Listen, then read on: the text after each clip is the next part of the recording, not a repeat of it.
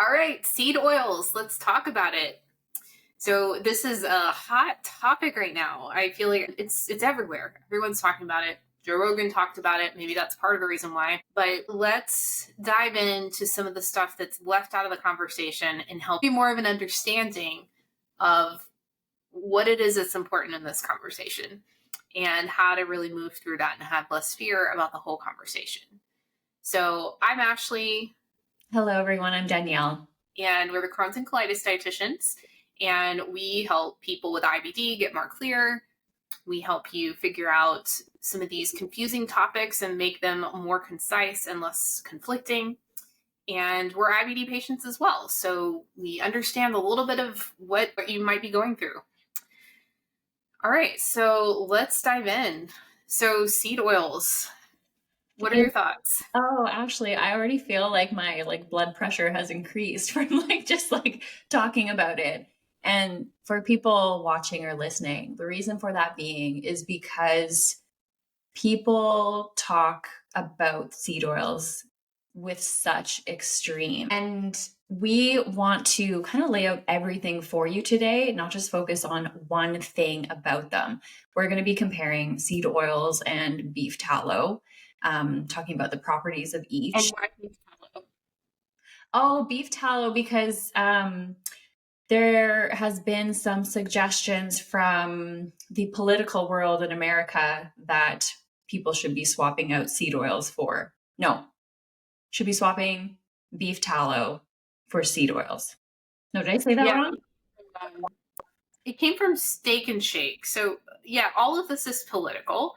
And food is political in general, but this whole conversation came about from very political movements here in the US, for one, and the Joe Rogan podcast popularized it.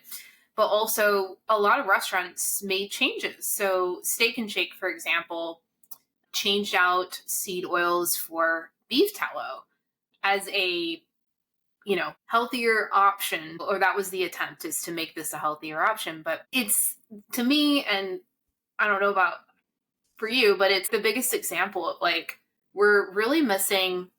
There's that saying, you can't see the forest for the trees sort of thing. We're really not looking at the larger picture and the stuff that's actually important here, like the overall context of the diet, and that changing out the oil is not going to change the meal and the overall pattern of the diet. Absolutely. Yeah.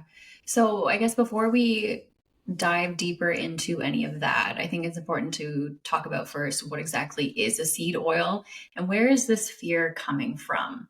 I feel like the fear at first comes from just a slurry of information being thrown at you and all of it being really in your face about it. But like I said, we're going to lay out the facts around it and what we know about these types of fats.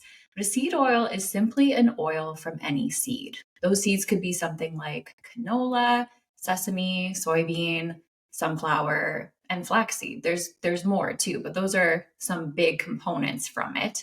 And they overall have a similar nutrient profile, with certain ones having more omega-3s or omega-6s. And that is kind of the big piece around seed oils too. It is the thought that because they have omega-6s, they're bad for you. That's one of the thoughts around it. Yeah, and I think people are concerned about the ratio, like having more omega-6s than omega-3s, which, yeah, we definitely want. People definitely get enough omega-6s generally. So we want to prioritize your omega-3s for sure, because they play a big role in helping to reduce inflammation. But this doesn't mean that you should never, ever have a seed oil. In fact, we can't talk about seed oils without talking about all of the seeds, like chia seed, flax seed, tahini, sacha inchi seed, all of which, so chia seed, flax seed, sacha inchi, they're actually all rich in omega-3s. So we definitely need to add that to the conversation, because one of the fears is just having too many omega-6s, but not all seeds are rich in them. Some of them are rich in omega-3s. Mm-hmm. So I thought it was important to add that to the conversation, and for people to really expand that conversation to really understanding what a seed oil is. and that there's a lot of nuance to that people aren't talking about. Yeah, absolutely. And like some other things people aren't talking about is where these seed oils are being used. So when we talk about a certain restaurant or restaurants in general, they may be using seed oils to deep fry food products. When you're deep frying something, the great thing about seed oils and deep frying is that seed oils have a high smoke point. So you can use them for high temperatures and they won't burn and start a fire, which of course is something you don't want to happen in your kitchen. I guess So, not all seed oils, though, I would say. Some right. seed oils. Some Yeah. seed oils, canola oil being a big one that restaurants use. So when you deep fry anything that is not the epitome of health, if you want to enjoy something deep fried every once in a while, 100%. But if it's something that is part of your dietary pattern every single day, it's less about the seed oils and more about your overall dietary intake, how much fat you're getting in general, and what else your life looks like. One of the things that North America doesn't get enough of is vegetables and fiber in general. And we know that these things are amazing for one's health. There's many reasons why North Americans do not get enough of them, which we're not going to talk about today. We're focusing on these very teeny tiny little things when we should be looking at this big picture. Yeah. And too, like, to add to that, it's like the context matters. Like you mentioned, like deep fried stuff, like, yeah, ultra processed stuff. That's way different than, let's say, um crackers with seed oils in them. It's a different context, and the quantity matters, the context matters. Or let's say you're eating a nice meal and you have salmon and broccoli, and are you going to miss out on all the nutrients of that meal just because maybe they used canola oil on the salmon? You have to think about, like, well, salmon's rich in omega-3s, there's lots of good context from that meal. It's one of those things that I think we do this a lot when it comes to health and nutrition, is that we hyper focus on this small part and often neglect to see the larger context Mm-hmm. present. And I think there's a lot of fear and polarization around seed oils right now, but I think we're missing an opportunity to talk about the most important stuff, the stuff that's being missed because we're hyper focusing on that. Mm-hmm. I guess what do you think, if you had the chance to redirect this conversation and point people in a different direction, what would you say is one or two things that you would rather people focus on? I would want to discuss with them what else can we add to your diet to make it more nutritious and beneficial for your health. A lot of those things may involve vegetables and fiber in general. I guess what I would want to redirect the conversation to, and you mentioned this also, is let's focus on what we can add. Let's focus on stuff that actually is going to make a difference for your gut health, like adding more diversity, helping with that end of things. Because you look at this move from Steak and Shake of like adding beef tallow instead of seed oils, and it's like you're adding additional saturated fats here. You do get a higher smoke point with beef tallow, but additional saturated fats, it doesn't change the context that it's like steak fries in a shake, like, which there's nothing wrong with having that every once in a while, but like it doesn't add much to helping people on a larger scale. I think what would really help people on a larger scale is, at least here, improving access to food. Number one, improving access to healthy food. And a lot of people don't have that, don't have healthcare, and don't have a lot of good access to fresh stuff. Like, I used to work at this place. I used to work at Head Start, and it was I worked at several locations, and they were in a food desert. Essentially, you go to the grocery store and pick up stuff. There's very little fresh options. Everything's packaged.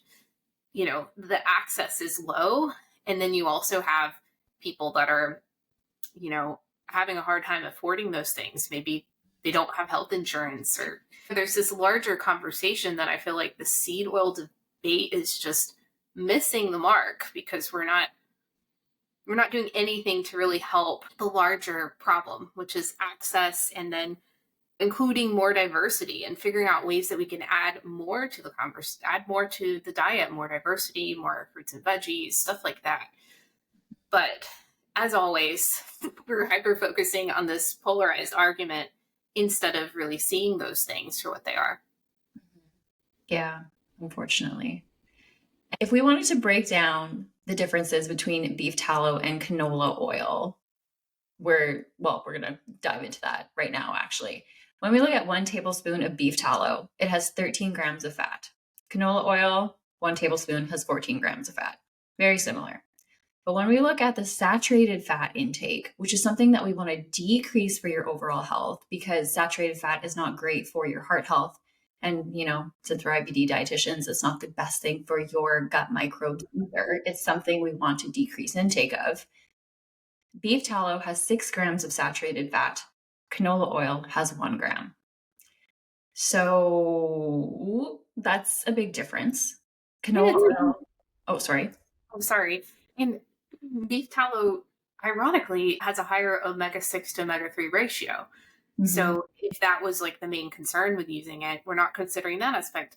Now, I do think people have some concerns about the processing of canola oil. They use chemical solvents sometimes in the processing of seed oils.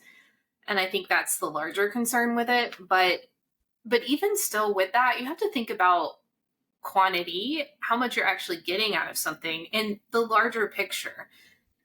You can think of, rather than excluding altogether, think of ways that you can add more diversity to the diet, shake up the oils and do maybe olive and getting in some of those monosaturated fats, maybe using avocados. So there's ways around this huge fear about it. I don't think it needs to be as polarized as it is, and I don't think beef tallow is necessarily the healthier alternative to any of this. Mm-hmm.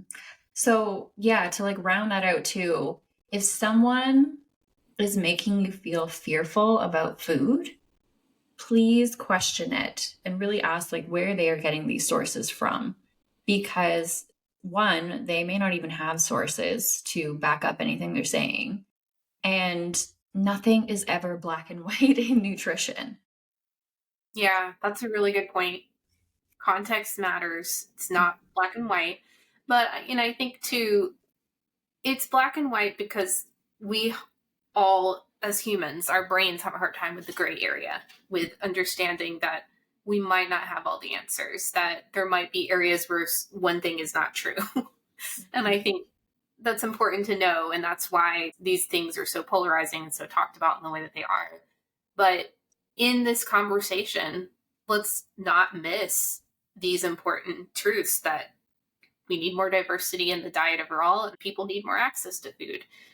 There's many people that don't have as much access to fresh stuff. So that's my biggest takeaway from the conversation. And I hope this was helpful at helping you piece some of this apart and feel less fearful as you navigate all of this. Mm-hmm. Beautifully put. All right. Take care, everybody.